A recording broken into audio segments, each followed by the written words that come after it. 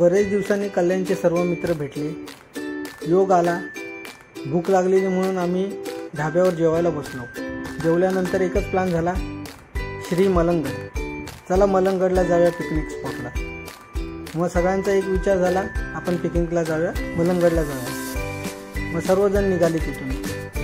ही एक भेट दुर्मिळ होती, बरेच दिवसानंतरची. खूप दिवस झाले आम्ही भेटलो नव्हतो. आज अचानक भेट झाली आणि मग पुढचा कार्यक्रम चालू झाला. इथे मी आणि दर्शन दोघं एका गाडीवर निघालेले आहोत.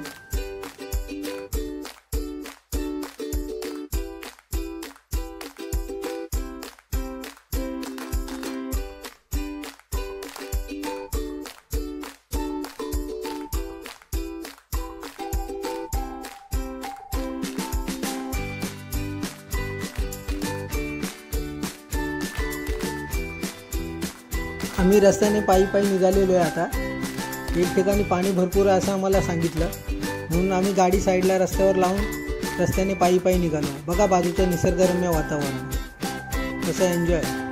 आणि अमोल बघा किती खुश आहे. आता माकड उड्या मारेल तो. खूप एन्जॉय करतोय तो.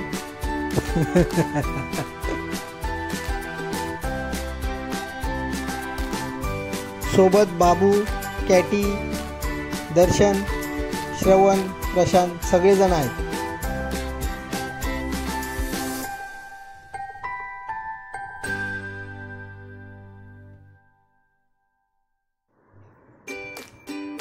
हे बघा बाबूचं काय चाललंय बघा.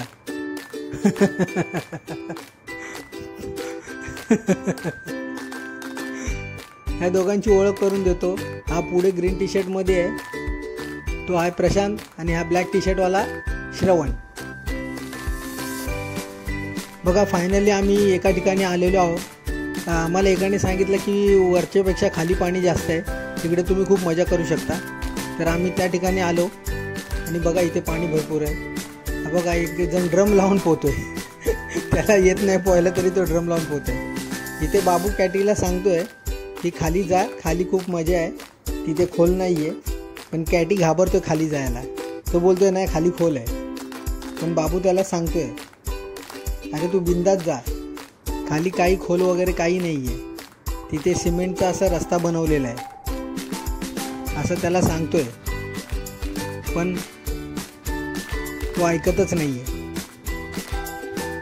तिथून एन्जॉय केल्यानंतर आम्ही पुढे श्री मलंगगड इथे गेलेलो आहे. आणि मलंगगडच्या पायथ्याजवळ बघा आता श्रवण भाषण देतोय. आभार प्रदर्शन चाललेलं आहे.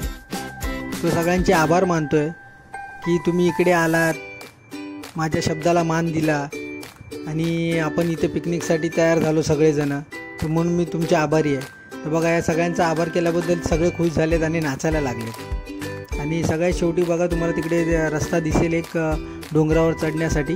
तिथे लाईटी लावलेल्या आहेत आणि तिथून वरती डोंगरावर जायला रस्ता आहे श्री मलंगगडला.